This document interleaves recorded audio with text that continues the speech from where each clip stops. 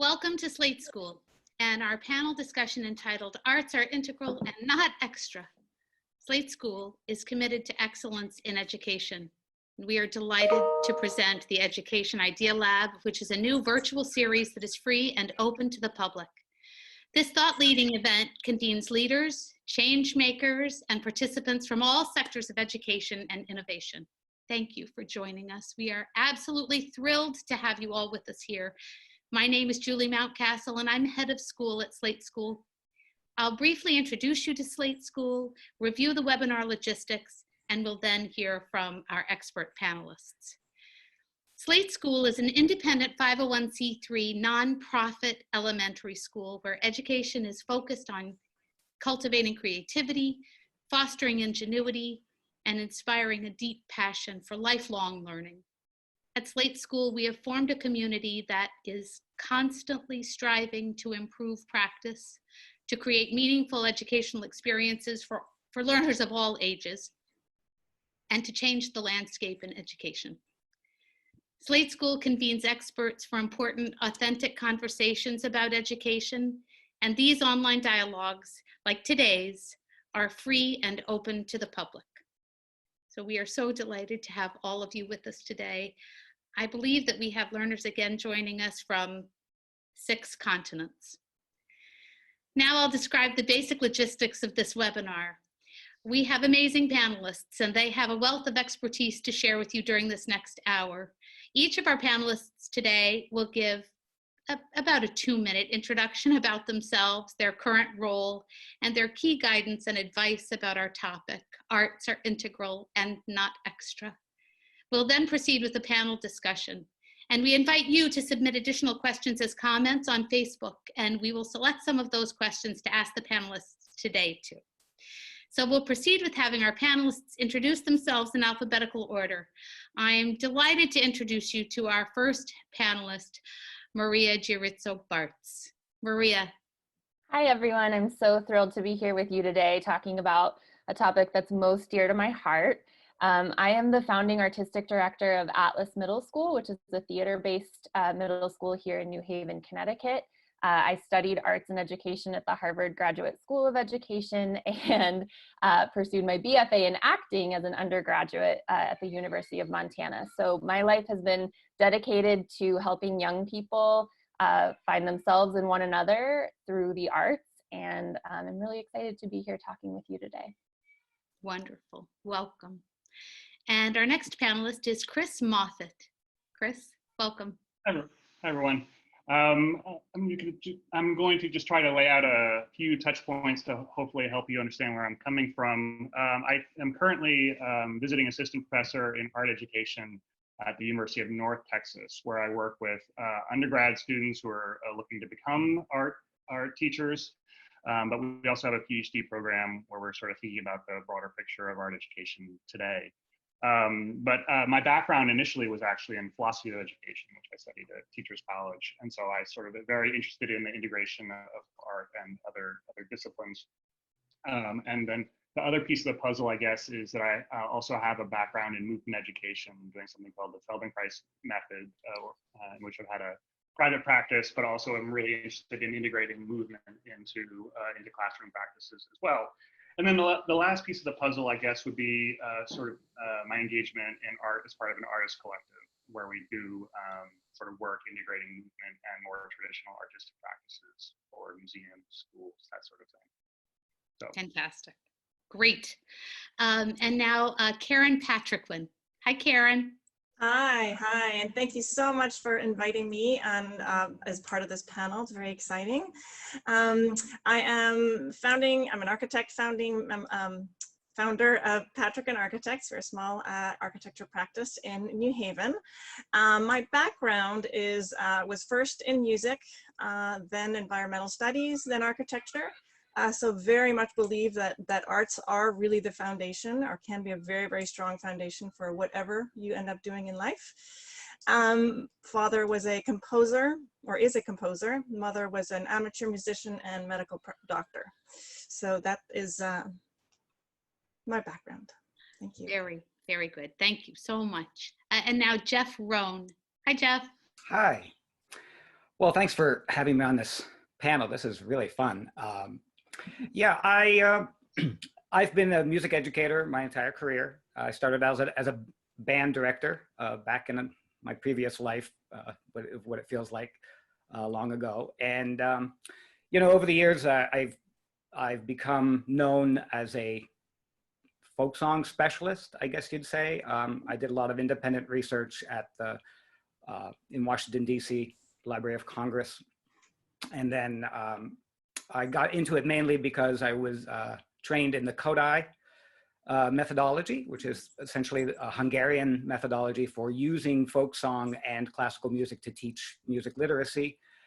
And I just find that folk song and music in general align with my overall educational philosophy, non-competitive and all-inclusive, I suppose would be a succinct way of putting it. And I teach courses in folk song research at the Hartt School in University of Hartford and at Holy Names College in Manitowoc, Wisconsin.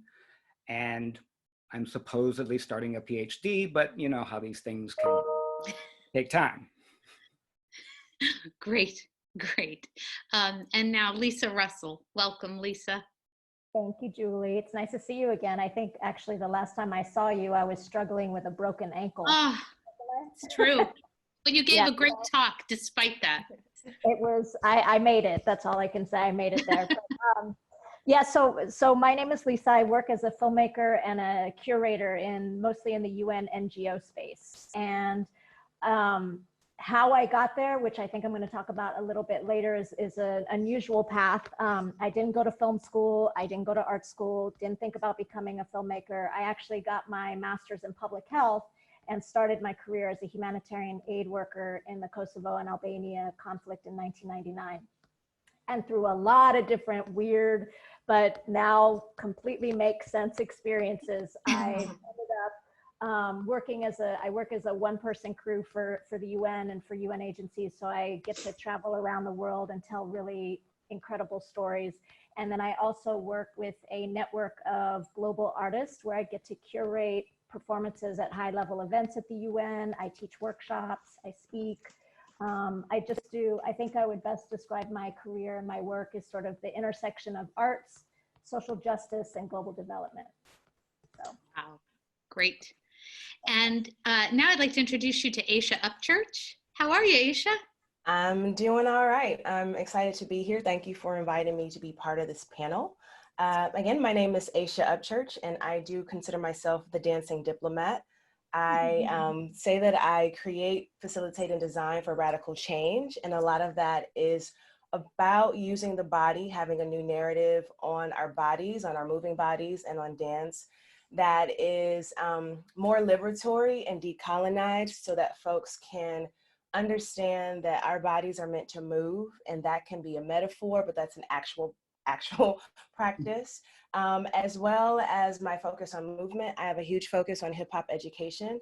As anyone in the education field should know, many of our students, well, all of our students and many of our educators have not known this world without hip hop. And it is a very powerful culture. It is a powerful lens. It is a powerful language. And if we do care about transformative education and the whole child, then we should open up our practice to have room for that language, room for that understanding. So I have a lot of resonance with some of the other panelists have said about my path. It has been completely circular, maybe more of a kind of ball, but where it has landed me right now, I am on faculty at Harvard University as a lecturer on education at the Graduate School of Education, as well as a lecturer on dance at the School of Arts and Sciences in their theater, dance, media concentration. My world's focus on bringing together an understanding of hip hop beyond the commercial discourse and aesthetic for us to understand how hip hop dance, music, and culture are so powerful and needed to be in curriculum, as well as how we can just help folks have literally dynamic classrooms that are not static. So I'm really excited to be part of this panel because I don't feel like any of that is additive. I think it is very central to anything that we hope to do that is transformative and powerful and joyful joyful and fun, No, because that is important Yes. in education. absolutely, absolutely. Well, I was mentioning to the panelists a little bit earlier that this particular panel is a particular favorite of mine because of my background as well. I was a performer, and I was a performer, and before I was a performer, I think I was an artist, and I hope I was an artist when I was a performer. But all of that preceded my teaching career. But I can say with absolute certainty that the most powerful lessons and the most important things and the things that I hold close to my heart are things that I learned either through the arts or from children. And I think knowing that has defined my purpose as an educator for as long as I've been one. So I'm so thrilled to have you all here to talk about this today. So let's jump right in. So Lisa, I'm interested for everyone. I've heard some of your journey, and I think everybody heard a little bit there. It's like the teaser. I'm wondering if you could talk a little bit about your journey and how it's led you to kind of embed the arts in a field that wasn't, well, where that's not commonplace, where that's not how it always goes. Yeah, it's been, I mean, thank you for the question. It's been an unusual experience, but it's funny. And I think maybe a lot of the panelists can agree with me. It sort of didn't make sense at the time, but like now that I'm here, all of it was necessary for me to do what I'm doing right now. So I like to joke that I say I'm multilingual because I speak both the UN language and I speak artist language. And understanding those languages and being able to jump between the two is a skill set that I think we need more people to be able to gain. Like I said, I never thought I was going to become a filmmaker. When I was working in Kosovo and Albania, I had this really interesting experience where Kitty Dukakis, actually, she's from Massachusetts area, was on a board of a relief agency, and I had been asked to escort her to Albania so she could do a site visit in the refugee camps. And when we were there, we were invited to this high-level meeting at the US Embassy where women from Kosovo who were running programs in the refugee camps were invited to come sort of share the great work that they were doing. And they were doing really incredible work for women and children in this, difficult situation. But there were these two women who were sitting in the room and they looked really unhappy and uncomfortable being there.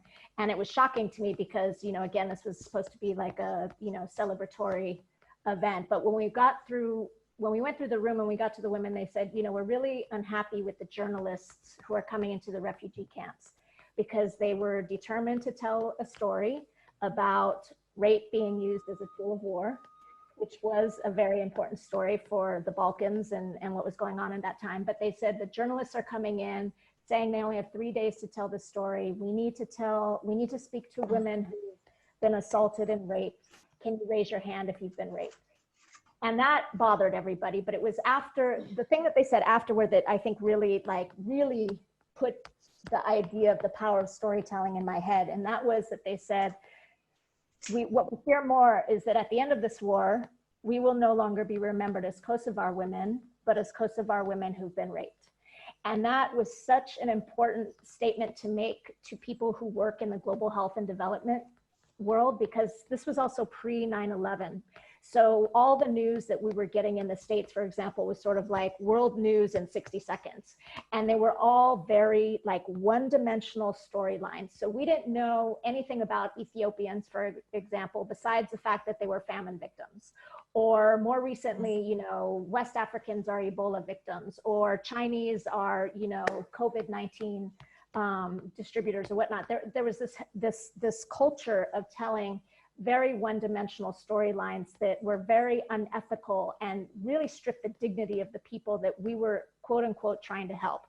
So that just, whatever it did to me, it just put me on a completely different path. And I joke that I didn't go to film school, but I basically put myself through film school because I spent 3 years learning the craft. And this was before there were SD cards and DSLR cameras, and even before there was YouTube. I was going through books, troubleshooting, figuring out how to cut on Avid, and learning from all these resources. So it took me a long time to become a filmmaker, but I work as a director, producer, I write, I direct, I shoot, and I edit short advocacy films. So I've had a great career where I get to travel around the world telling really important stories. So I get this beautiful combination of sort of having the creative background that I grew up with and I was inclined towards. I was a dancer, I painted, I drew, played piano, but also this idea of I could, make a difference in the world and then use my public health kind of expertise.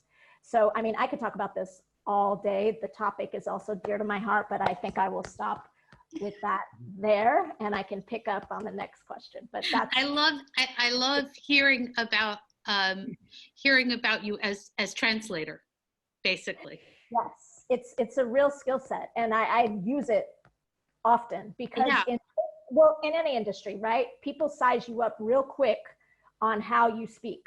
So if you go to the UN and you don't know acronyms, you don't know kind of whatever, they will gauge very quickly whether or not you're legitimate in the space.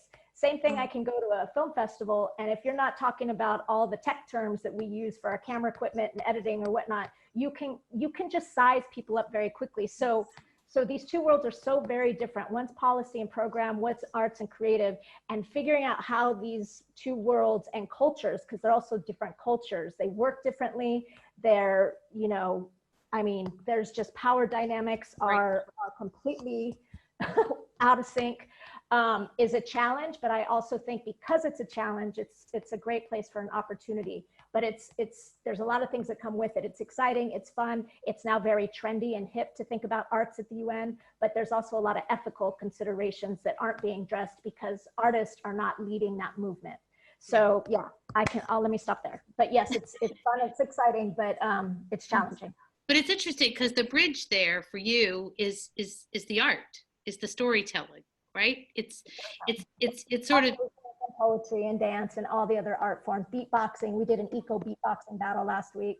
Right. So, yes. So it's this bridge, and I think that's a connection that I think every single person on this panel has, because I think that we've all known art as the arts as a way for us to understand for ourselves and to see other people understand the world in ways that have helped to bridge difference between socioeconomic groups, between just sheer distance. And I think it's always helped us, and I think it's helped us to process these things too. And I'm interested, you mentioned, and I actually know that Karin has artistic pursuits beyond what she does as an architect. Obviously, architecture is an artistic pursuit.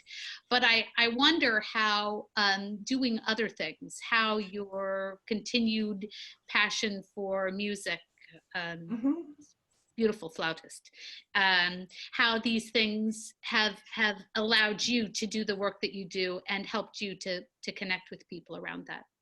Yeah, well, it's actually been a lot of fun in the last few days to think about that and being able to talk to really mostly my daughter about this. She's a ballet dancer herself. So I think, bringing it back to the very elements of music and sort of the verbs that you use with music, it's listening, it's playing, it's making, and that is just so universal. It can bring you anywhere in life. When I think about learning an instrument, it's about notation and technique. So it's intellectual, it's physical, it's coordination of mind and fingers or parts of your body, breathing, posture, all this. Then there's the aspect of collaboration, listening, especially when you're first starting or anytime you're making music together. It is collaboration. It's listening to your peers, learning from them. There's ensemble work that is just such an amazing experience. There's chamber work, there's solo work, there's solo within an ensemble. So some of these concepts really come together when you think about team building, team working. And for us, teams are, within our office, it's with our contractors, with engineers. But again, it's just such a universal concept. Then there's the performance itself, which is always something, it's a culmination, but it's also something that's spur of the moment. It's slightly improvisational no matter what, no matter how much you practiced. So there's all those aspects of it that I've been thinking about recently.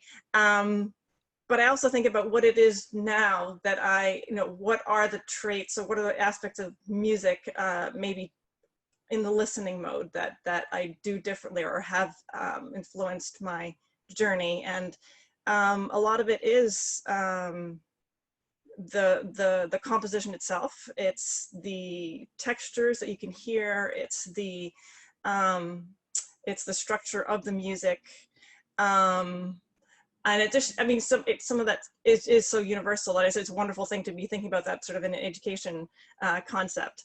But I think one of the things that I've learned that I've developed more recently is improvisation with my father, who's as I mentioned, the composer, because that is sort of letting go of the technique. It's sort of, or it's always there, but it's really just of the moment, and it's just that is a beautiful thing. There's other things that I thought about too, in the fact that music is such a temporal. It's melody. It's melody. It's time based, and how to bring elements of time, elements of narrative, elements of arching work into architecture, which is much more of a physical and a static art. How do you create something that is a journey? Is it from A to B? Is it because you're going from place to place, or is it that you're opening up an experience then to close it? There's so many parts of it that I've been thinking about, but a lot of it is this the collaborative aspect of it, and then creating something that can be so much to different people. So let's say we're looking at one space. Is it a solo space? Does it feel like a solo space? Can it also work for a small ensemble? Can it work for a large ensemble? And I'm using it in the musical terms, but yeah, I think I'll stop there. It's interesting, like when you think about the arts, and now we've heard just two perspectives, and so different, both of them. And I think maybe it's hard sometimes to convey the variety of experience and the depth of importance, and the rigor of working in the arts and understanding the world through the arts. I think it's sometimes difficult to communicate that with families. And I think the world has gotten very nervous, and families can be anxious about the rigor of their child's school situation.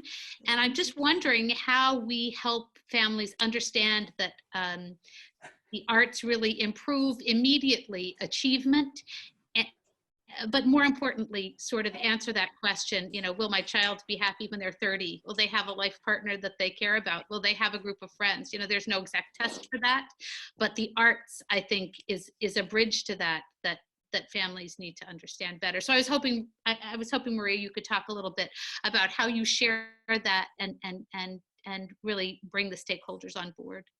Sure. So that's been my unique privilege and challenge to convince families over the course of the past, 4 or 5 years now, that I've been trying to get a school up and running that at its central tenet is exactly what we're talking about today, that the arts are integral and not extra. Our entire model centers around students working together to run a theater season. And so all of our academic work actually connects in a sort of reverse arts integration model. Instead of bringing the arts into a traditional academic classroom, instead that's the core. So in conversations with family, it's really my number one job to sort of put them at ease about why something that is so different and that really unapologetically places arts at the center can still prepare their young person for the life in front of them. And I think you used the word, Julie, that I laugh about with my colleagues all the time. I call it the rigor trigger because my whole body like tenses and I'm like ready for the fight when it comes up.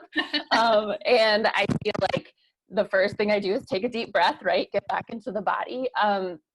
But when parents ask, you know, like, what about academic rigor? What about math and science? I first want to come back to, what do you mean by that? Like, what's the definition in your mind so that I can use, like Lisa said, the sort of translation mode between what I know to be true about how absolutely rigorous arts learning in and of itself is, but then also try to understand what they mean by it. And often what I hear from families is rigor meaning my young person engaging in work at a high level or at a professional level, or being able to do really difficult challenges and be flexible enough to do this kind of challenge here, but then in another setting, like in high school, in an AP classroom, be able to tackle a problem that they've not seen before. So I think by understanding first where the anxiety comes from and what the definition for individual families is, because it varies, then I can use my sort of arts translation to say that. And I think another huge piece is just letting student work speak for itself. And I have found that to be one of the most powerful ways in all settings, but especially because arts in all of their different forms are a way of storytelling, really centering student stories. And so being able to show, for example, or invite families into students working on a production or engaging in a talk back after a performance that really like peels back the process and the curtain and lets kids and their beautiful work speak for itself is and will always be the best way to convince people who aren't sure yet that when kids are put in a space where they have voice and creativity and they're able to do this work, that those fears go away. I've had just so many conversations with families who say, you know, I didn't know, I wasn't sure, I was trusting you based on X, Y, and Z, but once I saw my students stand on stage and speak so passionately and beautifully about the work they just did, or even the moment where they passed the mic literally to a team member and supported them, like those other fears kind of fall away, and there's a trust in the process. Beautiful. So far, I think we've been talking to sort of, you know, families and sort of trying to help people understand the value of this. But I wonder, Chris, if you could talk a little bit to the educators that might be with us today about, you know, what are some effective ways to integrate art into the classroom, and especially for people who want to do that, but then take a look at the enormity of resources and then don't really know, gee, where should I start? And am I going to say something that's not accurate? You know, I think there's an idea that there are a lot more right and wrong answers in the world of art than there are, but I would love to hear how we might empower those teachers to use art in their classroom. I think you might be muted. Perfect. Not yet. Yeah. Now? Oh, there you go. All right. Yeah, sorry, I've got construction going on, so I wanted to No, save you all. that's fine. So first, I just wanted to second Maria's point about reverse integration. I think this is a really strong way of thinking about it. And I think, you know, part of that is giving ourselves permission as teachers to step back from this idea of arts integration as this idea of like a kind of supplement where art is it is still treated as a kind of extra. It's like, okay, let's use art now to teach history or to teach math or something like that. And, you know, obviously art can do those things. It's potent that way, but I think this is not the strongest way to approach it. And I think, like, as teachers, if we can think about art as being integral in the sense of being a primary engagement with our sensory world, through which many other things might pass, but is itself a right and an experience in and of itself, right? Then it allows us to change the frame about how we're thinking about the educational experience. And then it's not a question of, well, am I competent enough in art, or am I trained enough, or do I know the lingo, or all these things? But can I find for myself a direct access to these sensory experiences? Can I allow the space for that for my own students, right? So I would say, first of all, thinking of art not as an aid to other things, right? Again, although it can do that, but secondly, that we're not, that we don't have to think of it even as a kind of interdisciplinary process. I like to use the word non-disciplinary, like it's just has no discipline, right? Like life has all things and doesn't fit into any kind of neat categories. And so when we treat it that way, then the question isn't how do we bring the discipline of art into other disciplines, but how do we sort of pull back the structures and allow the experience to work on us directly, and how can we think about that as a creative act in its own right? And I think that becomes a much more powerful conversation about what's possible in the moment. It's not about passing on specific disciplinary knowledge, but about reopening the questions that are at the core of all of them. In terms of resources, I think that also kind of flips it on its head, right? And so, and I think as educators who maybe aren't comfortable identifying as artists or thinking about how they might incorporate art into their own classroom, I think like saying, okay, here's a set of art resources, instead of being helpful, can provoke a sense of anxiety. It's like, okay, now I have to master a whole other set of resources, or now, okay, now I'm taking this thing that feels foreign to me, and now I'm interjecting it into this other thing. Now what do I do about it? And so instead of helping, it actually creates a more anxiety.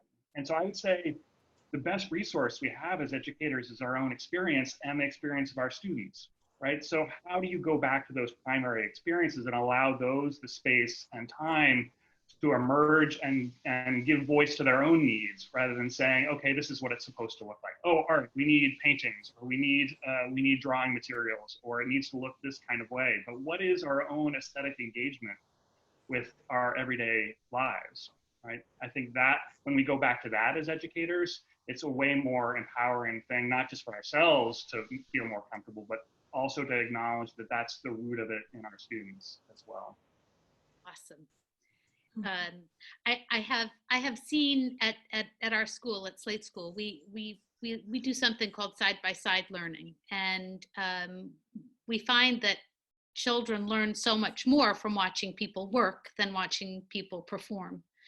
And so we love to see, people rehearse. We love to watch people, practice instruments, and we love to watch people make art, all different kinds of art. And we don't send them into the room and say, everybody go in and, think up your questions for Tom because he's painting today. We just allow the person to be in the space, and we allow the kids to be in the space too. And everybody asks questions. So, what comes up. And I think, more often than not, throughout the days and weeks that follow, we see their own expression inspired by that, and actually sort of freed by the idea that somebody was working beside them who actually calls him or herself an artist in that way. And so I hear what you're saying and resonates with me. So I was thinking about how. So if we're to do all of these things, and I think we are called to do all of these things.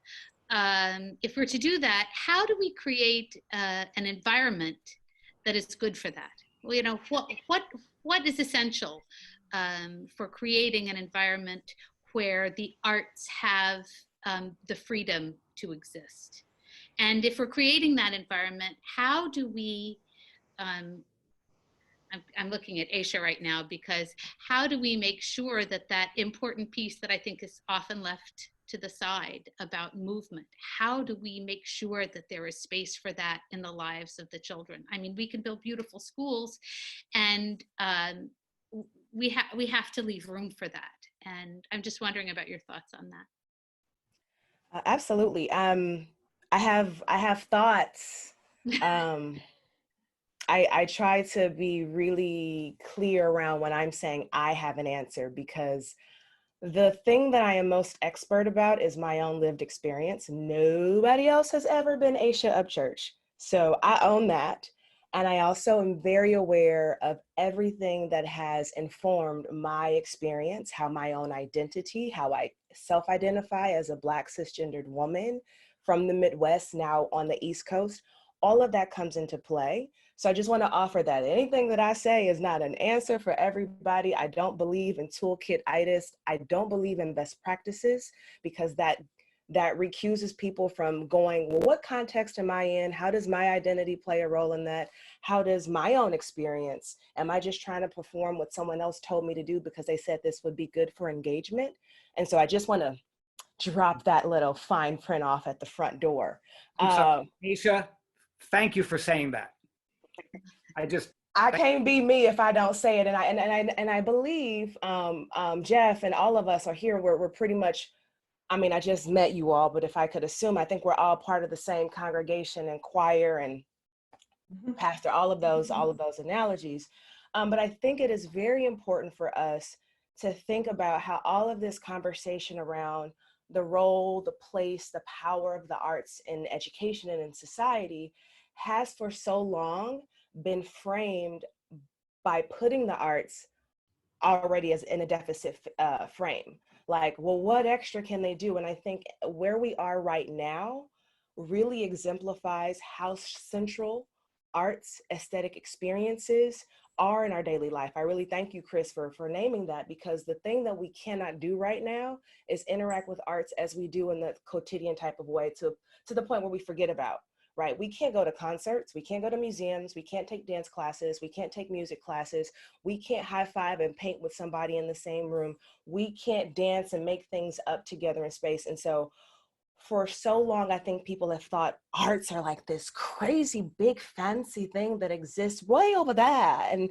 some children will do way over there. And it's like, that is celebrityism that we've gotten hype about. A-list people who are at award shows who themselves have let the words arts and artistic practices and processes fall out of their language. And so I am getting to the role of movement, but I think it's very important for us to understand that we have made what is so essential seem so extra. And that's what I love about this panel, because in a way, there is actually nothing really exceptional about arts. They just are. Mm-hmm. They have been since the beginning of time. They will be. They are not disappearing. It is our framing of what we think arts mean, who we think artists are, what we think they look like, how we think it should work, and where the money comes from to fund further inquiry in it, right? And so I think if we can understand that that is operating under why it's so hard for us to create space for arts in schools, then that might get us closer to getting off of this polarized conversation of, it's test scores, arts. I don't care about test scores. I have no problem being transparent. And where we are right now, the social emotional well-being of how we are as people and what we are now prohibited from doing, I think that instructs us also where our bodies are always taking in information daily about how we feel, what we need, where are my people, how can I feel better? Ooh, how can I let that out? Our bodies are always trying to work with the brain. It's not a separation. For any of my scholars listening, the Cartesian split between brain and body really needs to be canceled. The brain and the body work together. So if we want to talk about movement, then we got to not make movement like, oh, that's secondary. No, it's with the mind in mind. It's movement with the mind, right? And so if we can get to the bottom of the arts are not something that should ever be exceptionalized, I think then we can go, how do we embed movement into our practice? It doesn't seem so extra because there's a continuum, right? I am a dancer. I'm very comfortable moving and rolling around and facilitating activities for people to do that. That's not everybody's bag. And so then we have to go, what's the low-hanging fruit? How is my room arranged? Is my room arranged in such a way where it says to students, turn your bodies off. The only posture of excellent learning, the only posture of rigor is to park your body under a desk and look forward. Mm-hmm. And so that is a cue about what movement, even before we get to activities and lessons, if your class has a pedagogy that says turn your bodies off, your students can feel that. You can probably feel that as an educator, right? And so I think if we can go back to low-hanging fruit and go, how's the design of my space? Have I invited what my students do in their home and community environments into the classroom as an asset? Not just as a oh, let's take a dance break and then reset so we can do the real learning, but how can we use how the cultural DNA of people in their bodies as a part intentionally of the learning?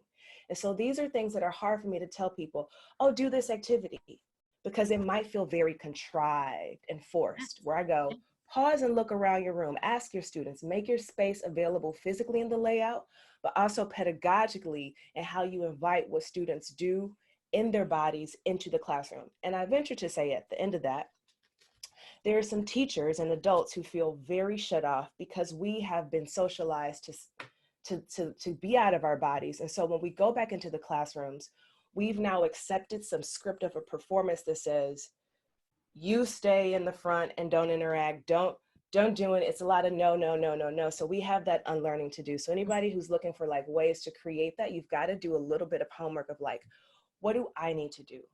I encourage my graduate students in our course on movement and education. I'm like, make sure you have a movement practice, because you cannot teach what you don't do, not for real.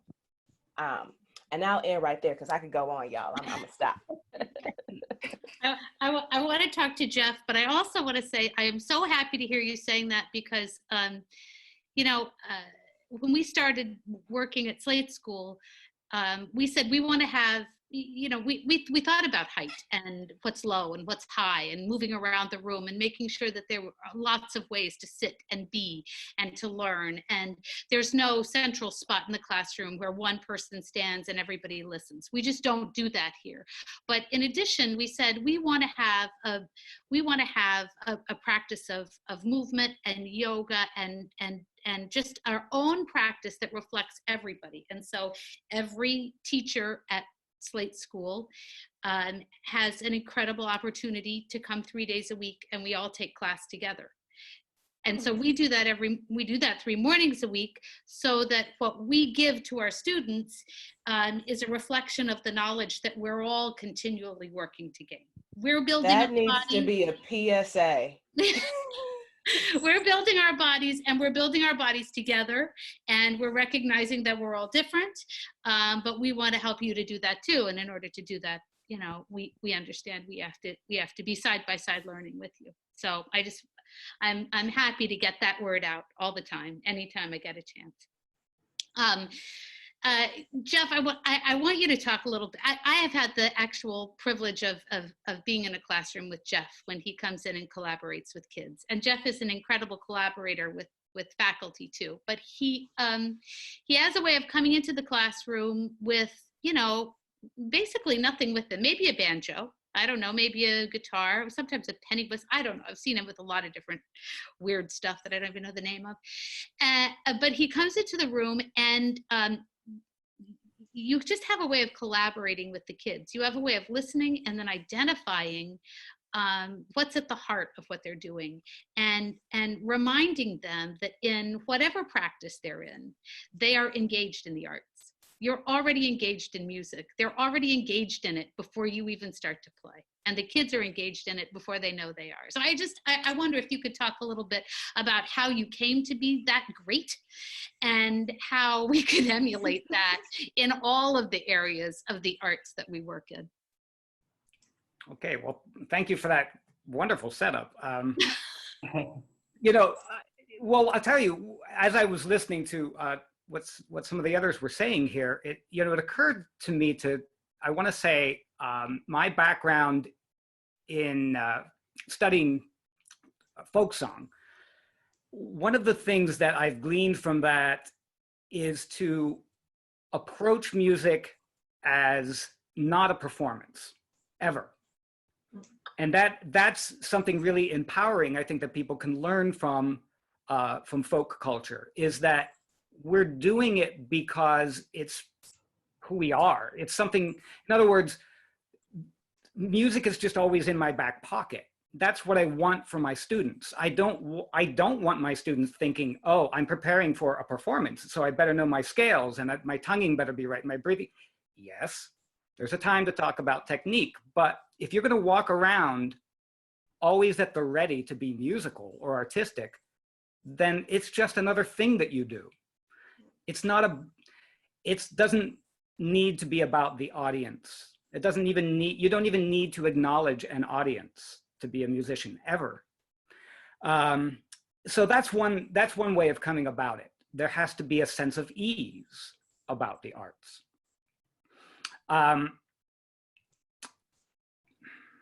And I think to that end too, you know, as a musician, when I walk in with a student or a group of children, I think it's important to keep an open mind about what you know about your craft. A lot of times when I encourage children to make up their own melodies, you know, they have a set of lyrics and I say, well, sing this for me.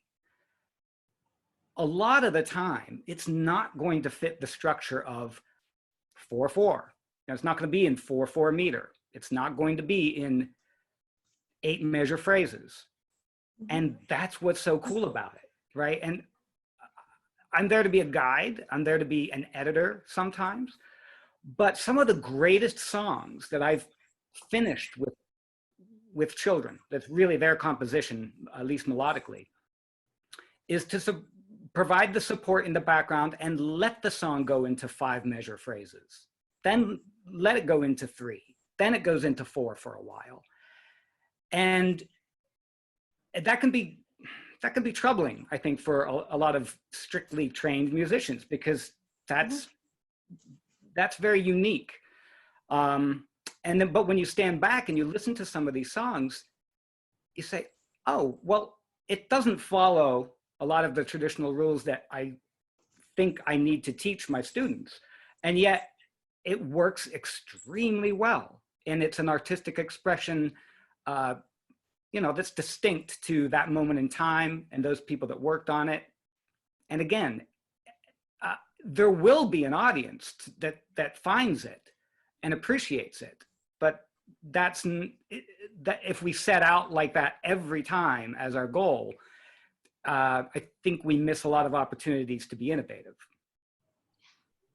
So I'm wondering now, just to build on that, with Chris and Aysha and you again, Jeff, like how do you, you're all teachers of teachers, right? So all of the people that are coming to you, I'm curious about what they're coming to you with and what they hope for. And I'm curious about what you want to send them away with. But now I think even more specifically, how do you give them the confidence to help kids make art in any way they see is appropriate for them? Chris, I want to start with you because I could see you nodding and thinking.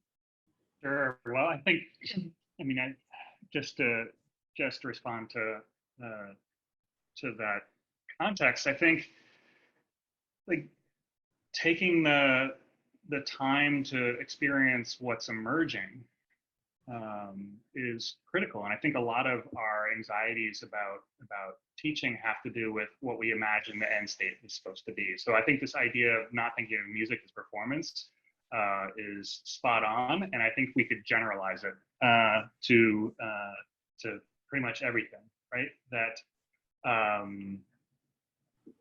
trusting that your ability to respond in the moment to what you're seeing, what you're experiencing, what you're feeling come up, sort of creative impulses, is the thing, right? And education is not about the future. It's about what we can find in the moment. There is no future, right? There is just the moment. And I think this is sort of being able to. This is easy to say. It's much harder to embrace in contexts in which it's not honored. But I think that's the work of it, is to find ways to honor it in all the spaces we can. And in some sense, it's a very simple and elegant response, but it also then takes commitment to embrace and trust. Bravery, actually, I think. Sure. Bravery. Aysha, do you have something to add to that? Yeah, I wish I knew how to give anybody confidence, because then I'd ask for them to give some back to me, because it's, you know, it's not a static fixed thing. I think anybody who wants to go into a classroom, and I often use the word classroom broadly to refer to any space where teaching and learning is happening, not just the kind of K-12 formal brick and mortar space, is to try to like remember to ask questions. and to figure out and open yourself up to whatever your process is going to be, to like figure out how care and instruction live together with each other. I often like to like paraphrase a quote by Mary Helen Immordino Yang, who's an affective neuroscientist. And the juxt of what she's put out there is that learning is biologically impossible without care. And so I think for me, I center care, I center community building, and because I also know that I don't know the world without an artistic practice. I was born into like a dancing musical family. Then I know for me, a lot of care and a lot of feeling okay in community comes out of that. And so I try to offer the arts, an artistic practice, exercise, warm up, cool down as a way to frame the space to invite folks to feel okay. And then I get to sit back and listen and learn from students about like, oh, what do you lean on to, right? And from there, I think again, like thinking about Jeff, what I really pulled from you is this idea of we gotta let things have a process and like get messy, and yeah, maybe the notes say play it that way, but what did you find? And so availing self to curiosity with students and understanding that the arts are just inherently a kind of inquisitive thing to engage with, I feel like is the really basic. Like again, I feel like bad sometimes, like I don't feel like I know anything really special. Like these are just so like elementary principles, but we get so sophisticated and pulled away from that. And so I just offer educators and teachers that are going to go into the classroom for the first time, never forget the role of care, being honest, and that making space to learn with and from students. And I think the arts avail themselves to letting that play out. Well, I think that's so right, because I think it is that listening piece. I think that you can, I actually do think that you can give confidence to people by listening to them. I'll buy that. Can I just say too that I think just the concept of play and never forgetting the role of play, and just what is play? It's completely improvisational. It's solo. It's with many people. It can be so many different things. It's spending time. It's trying things, and then if you like it, oh look, let's do this other thing too. Let's add to it. Let's try this. Let's move in this direction or move to a different direction. So I think just always remembering that aspect. It's funny because sometimes it seems easier to bring that to an early childhood setting, but it is just so elemental. It needs to be brought to all levels. You know, I think words are important, and we're saying the words play. And I think in my mind, you know, I think a lot of people separate play and practice. And play and practice, you know, really aren't different. I think practicing can be some of the most fun. As an actor, I loved rehearsal much more than I loved performance. You know, performance had a set beginning and a set end, but practice, rehearsal was this, you know, deep diving into things, this revelatory experience, and performance was sharing, and sharing is good, but rehearsal. So I think sometimes we need to be careful, and I hope that maybe somebody will talk about this a little bit, that we use these words play and practice, and even the word the arts, because I think that there's art in being a mail carrier, you know. Somebody who hands me a letter every day is kind of an artist, and I don't want people to forget the art of what they do. I mean, the arts are not just music and dance and things we do on a stage. There's art in all of life, and I'm sure you've seen this, Lisa, plenty. So yeah, I was gonna just add on to what you guys were saying. I don't work in the traditional education space, but I will say that this concept of playing and rehearsing is almost to me like problem solving, like you're figuring things out. There's no right, wrong way to do it.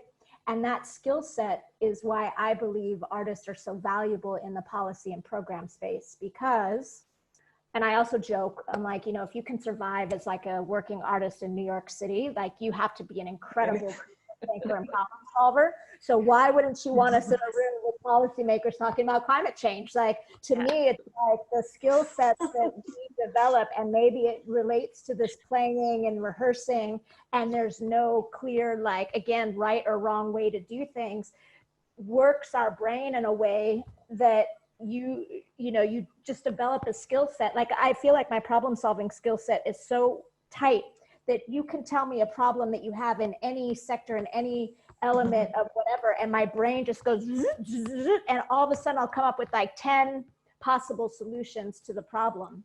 And so I'm not sure if, like, in the academic set there's that connection, but I think strongly that the skill sets that artists have are extremely valuable in the policy and program space. And I will also say that for the longest time, so I'm sure there's plenty of us, I grew up in a generation where, like, my mother didn't want me to be a dancer. I was in a hip hop troupe in college, and my mother's like, I did not work this hard as a waitress with no education for you to, like, be an artist, right? So I was discouraged from being an artist. So I ended up being a science major, then I was a pre-med, then I got my master's in public health, and then I kind of came full circle. So I think I was meant to do what I'm doing, but now I have, like, I can work at the UN primarily because I have a master's degree. But I was going to say that, now I lost it. I was going off on a tangent, but Problem solving. yeah, I just think that the skill sets that we do. Oh, I know what I was going to say is that in my world now, using the word art or artist is a little fluffy. Like, oh, artists want to do good in the world and they're passionate and they do whatever. But I learned when I spoke at this conference, at the World Conference on Creative Economy in Indonesia, where there were 2,500 finance ministers, that when you change the term, the language again, the term creative economy, which is one of the fastest growing economies in the world, it changes the audience's reception of who you are. So I would even think for the parents who are like, please don't be an artist, like, you're now not understanding that this being a creative is actually going to be extremely, you're going to have a lot of opportunities as the economy grows, because there's so much need for creatives. I'll stop there. Maria, you can use that at your school. I'm sure I can use it at mine too. Absolutely. Lisa for president. I could see a lot of connections happening right there. Yes. And I think this idea of connections is a really important one, and I think it's a bit of a superpower that we overlook. And I can just see around this group so many connections being made, and I'm sure that the people that are listening are connecting to what you're saying. I don't know if it's possible for us to really go any deeper within this hour, but I want to just thank everyone so much for being a part of this panel, and I feel like we've barely scratched the surface on the conversation of arts as integral, because I think the conversation is not so much about convincing people, but just reminding people that what they feel, that what is exactly right to them, what they know in their belly is right about the way they communicate. And I think before we started, Chris and I were talking just a little bit, and I think it relates to what you were saying, Aysha, about this time, about the arts in this time. And it's a really challenging time for everyone. And obviously I have only my own lens, really, but I know that it's a challenging time, and I know that it's wildly challenging for people. But we have actually art, because art, you're right, does not depend on performance. Art is a tool that we have to share and we have to use for ourselves to get through times like this. And if I can hope for anything good coming of this, maybe there's some really incredibly brilliant art coming from the minds of people who are in their houses and, uncertain, or discovering things that maybe they wouldn't have discovered. And we should be looking for that and hoping for that. So this concludes the time we have for this panel. I want to thank all of our amazing, amazing panelists for the incredibly generous sharing of your wisdom.